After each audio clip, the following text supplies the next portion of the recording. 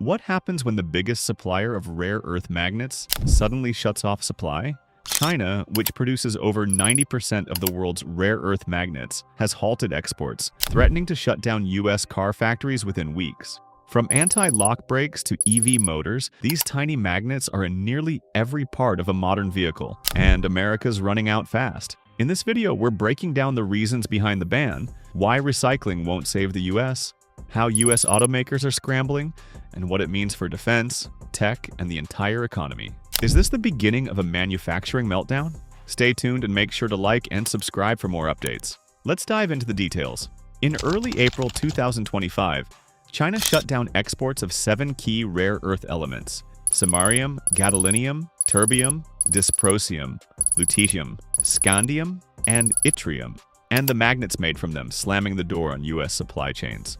The move was a direct retaliation against the Trump administration's escalating tariffs, with levies reaching up to 145%. China isn't just a big player, it's the player. It supplies 90% of global rare earths and 90% of rare earth magnets. Without Beijing's blessing, these critical materials don't leave the dock. Exporters must now apply for licenses through an opaque process that can take months if approval even comes. Some ports have already begun turning back cargoes with the faintest trace of heavy rare earth metals. The consequences are immediate. Automakers and military contractors are scrambling. Drones, electric vehicles, satellites, and advanced weaponry all rely on these metals. Even short-term stockpiles are projected to last only until mid-2025. The supply chain isn't just strained, it's gridlocked. And when China closes the tap, the ripple effect hits every major economy. Let's talk about why recycling won't solve our problems easily. Recycling rare earths sounds like the obvious fix, but today it's more theory than solution. In the US, current recovery systems manage to reclaim less than 5% of lithium from used batteries.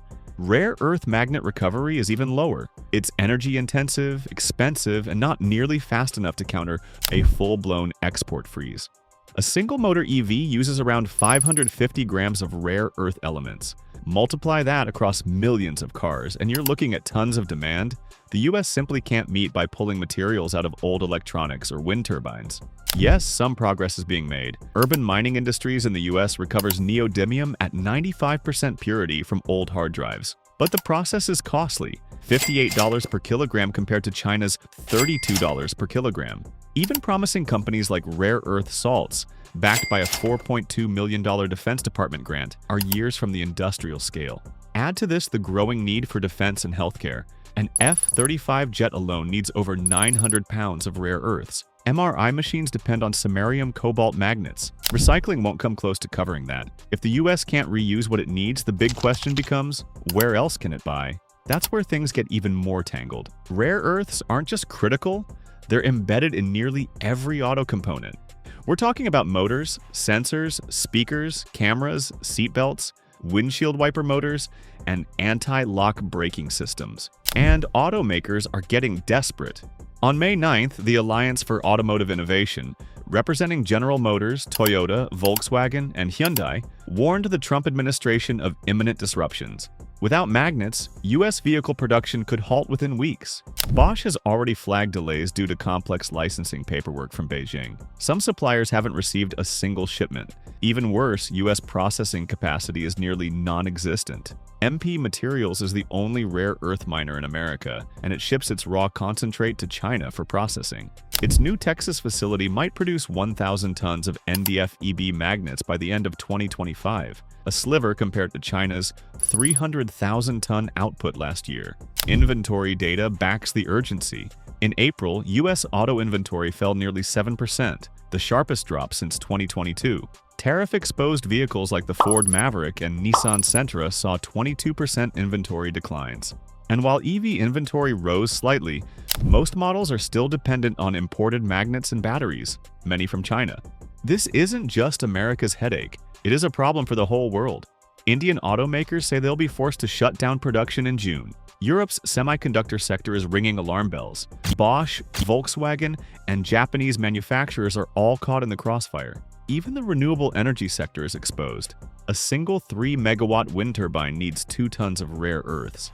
Europe's goal of installing 30 gigawatts of offshore wind by 2030? That's on the chopping block. Terbium, used in photovoltaic solar panels, is suddenly scarce. Consumer tech isn't spared.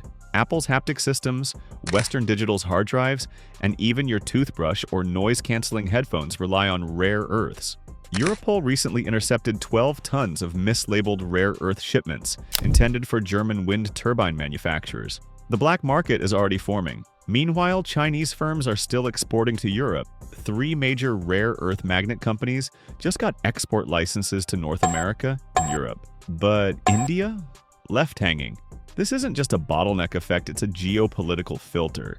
The global backlash is rising. Beijing's signaling it might dial things back. Let's unpack what that really means. After weeks of pressure, China now says it's ready to strengthen dialogue and cooperation on rare earth exports. State media reports hint at possible relaxation of curbs for some European and Chinese semiconductor firms. But don't mistake that for a retreat. This is leverage. China has shown time and again that it will weaponize its monopoly. From the 2010 embargo on Japan to the 2023 ban on graphite and antimony, this is a pattern. And even if licenses start trickling out, the damage is done. Automakers and governments are scrambling for alternatives. Australia, Brazil, South Africa, and Vietnam are stepping up, but refining capacity? Still dominated by China. Processing plants take years. Australia's Lynas still sends oxides to China for refining. South Korea can make batteries, but not without Chinese graphite. Even when supply exists, refining is the choke point. No other country has China's infrastructure, tech, or capacity. Not yet. So, where do we go from here? And what the US must do before it's too late? This isn't just a small problem. This is the opening salvo of a drawn-out materials war. China controls the faucet, and right now the US economy, automakers, and defense sector are drinking from a straw. MP Materials is scaling up, but its 2025 output won't cover even 1% of global demand. The Pentagon is racing to build separation facilities, but even optimistic projections put full domestic capability years away. Until then, the US remains dangerously dependent on Beijing. EV production is in jeopardy. Analysts warn of $150 billion in lost revenue from magnet shortages alone. Defense contractors may be forced to ground fleets. Even iPhones and MRI machines could be delayed. There's some hope. The Inflation Reduction Act is pouring billions into domestic mining and refining. Australia's Browns Range mine could offer new supply by 2027. Japan and Vietnam are working on tech transfer deals. But geopolitical risk remains high. Mongolia, once a potential partner, just paused talks after US sanctions. Recycling must scale fast. Regulation must streamline permitting. And international alliances must go beyond lip service. Because the truth is, there's no quick fix. And the materials war? It's already started. The only question is whether America can fight back fast enough, or if it's already too late. In the end, here's a quick overview of details from today's video. China had frozen rare earth magnet exports, hitting the US auto sector hard. Critical parts for EVs, military tech, and electronics suddenly became scarce. The US went for recycling, but that can't meet demand, and alternatives take years to build. Global industries already have a taste of ripple effects. The US is pushing to rebuild its supply chain, but time isn't on its side. So what do you think? Will the US ever be able to break free from China's grip? Will China back down on its move? Comment below, and don't forget to hit that like and subscribe button for updates. See you in the next video.